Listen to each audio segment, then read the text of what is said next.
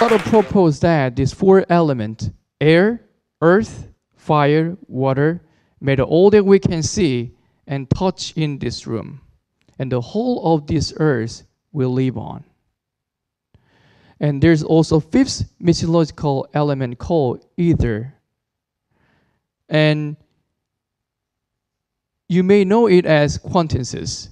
Ancient cultures in Babylonia and Korea and Tibet and India refer it to as void in their local languages. Well, it sounds like almost nothing, but people in ancient culture started associating it to elixir of life because due to its mythical and pure quality.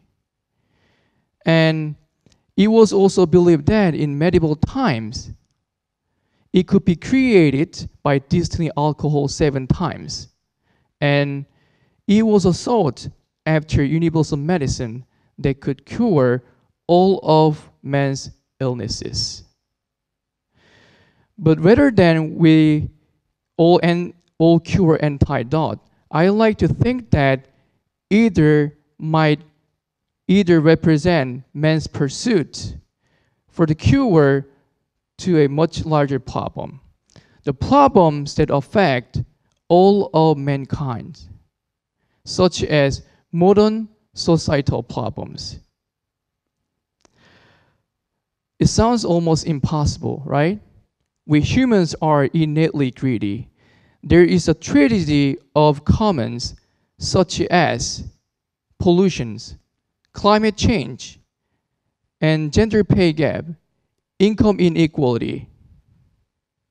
But what if there's something close what we can perceive as an ether, and thus exist in the modern world, and it could revolutionize the world we currently live in by potentially resolving these pervasive global problems. It is something we as humans, bound by our mortality, cannot achieve. But I believe with such a technology, it can bring us one step closer to an ideal world we seek. And that is blockchain. For those who you don't know me, my name is Will Lee.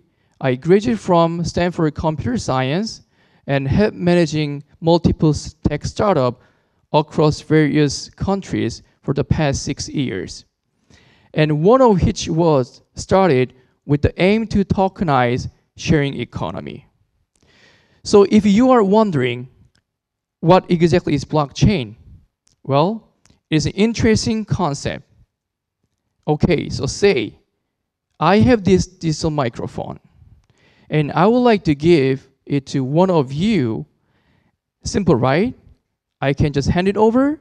I have 0 microphone and you have 1.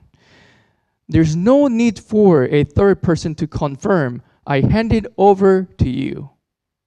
I can give it to you and it's all yours. Okay, now I tell you I have a digital microphone. And I also wanted to give it to you, but it doesn't work the same as physical microphone because you cannot see and touch it. And I could also create 1,000 copies of digital microphones to share. And maybe we could account for these digital microphones by tracking in a ledger where we account for who has how many of this. And maybe we could get TEDx organizers to manage this. So I pass it to them and they organize how many of these microphones we have each. But who knows, one day our TEDx organizer can create one and add in it their possessions without our knowledge. Then how can we prevent this? It is straightforward. We just give everyone access to ledger. So everyone can see all the transactions happening on their computer. And all the transactions happen recorded in the public ledger. So nobody could cheat the system. For example, I cannot send a digital microphone if I don't have. In everyone else's record, I don't have digital microphone, so it will not sync up with others and making my transaction invalid. Say I have a digital microphone, and then I can simply give it to you, and in everyone's ledger, I don't have a digital microphone. So even though I want to take it back, I cannot, because the digital microphone no longer belongs to me. It is a fascinating concept. It's no pure coincidence. The creator of Ethereum, one of the most successful and top blockchain project, and decided on this name because other than sounding nice, it contains the word ether. And now, Ethereum is the second most powerful digital asset in the market after Bitcoin. If you think about it, Ether and blockchain drew many similarities. They are both shapeless, formless, and intangible. And much like Ether, blockchain could be a potential elixir of an ideal world, we think. So why do I say so? Just like how Ether is a universe, is the fabric of universe, blockchain could be the fabric of our world. For example, its ability to connect everyone and anyone in a decentralized manner, allowing us to solve existing problems we have. Let's take gender inequality for example. Despite national and international measures taken, according to a UN's annual survey of women's economic and political and social rights, only 4 countries offer total equality for women: Costa Rica, Cuba, Norway, and Sweden. Then how does blockchain help us one step closer to solving this problem? Well, did you know that nearly half of women across the globe do not have a bank account? Across to the World Bank's global financial database. And blockchain could be a solution in some situations for them to keep their money in their own devices and be able to transfer their money in a secure and safe way. That is the blockchain company based in Afghanistan is doing. And the company name is Digital Citizen Fund. The CEO Roya set up a system that allow an estimated 2,000 African women with no bank account to be paid in Bitcoin with the aim to empower women in the country.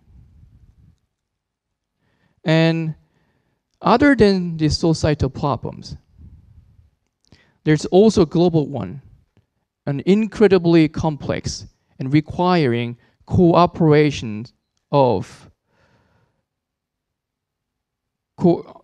the cooperation of mankind to mitigate and even perhaps reverse its effect is climate change. Do you know what is the biggest problem we have? Us and our inactions. In the recent UN climate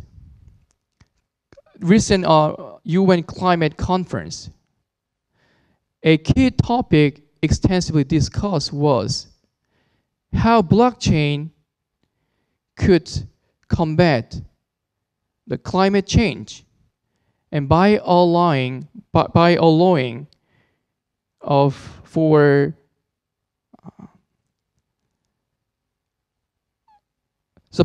for improved tracking and reporting of carbon emissions and facilitating clean energy trading between consumers.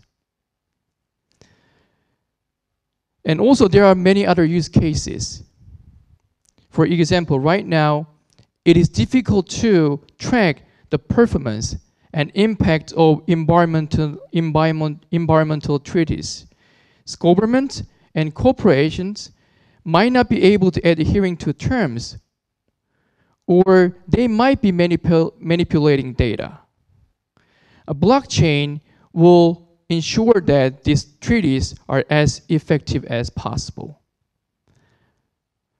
It's able to track environmental data and ensure that commitments were met or otherwise penalized accordingly. Due to tamper-proof nature of blockchain, these entities will be unable to manipulate data as well. 2, other than allowing us to connect and share resources and informations, blockchain is the bridge between the tangible and intangible through the tokenizations of assets. What this means is something physical, such as a house and a car, can be converted into many blocks that can be owned by many people. The implication is this: even the poor will be able to have a stake in owning, for example, real estate, which is traditionally reserved for the wealthy. Doing so will allow potentially the reduce of income and opportunity gap. Take, for example, this building we are here in. We can tokenize it and split it into millions of small blocks and connect it to a blockchain in the digital world. And anyone can purchase a block of this building. Or take this building and another one outside. Let's say the outside building B. Similarly, both buildings are tokenized and split millions of blocks. The blocks of these two buildings can be connected with the purpose to minimize wastage of energy or simply share resources. For example, if this building has excessive solar energy, then this building can sell extra energy to building B. And the building and block owners can receive a share of the profit.